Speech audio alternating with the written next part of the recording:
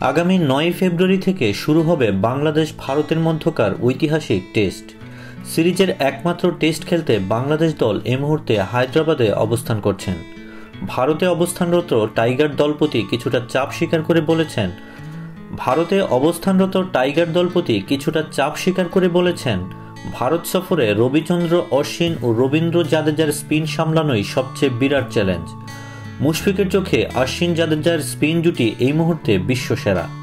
বাংলাদেশকে তাদের সেরাটা নিংড়ে দিতে হবে বলে জানান মুশফিক।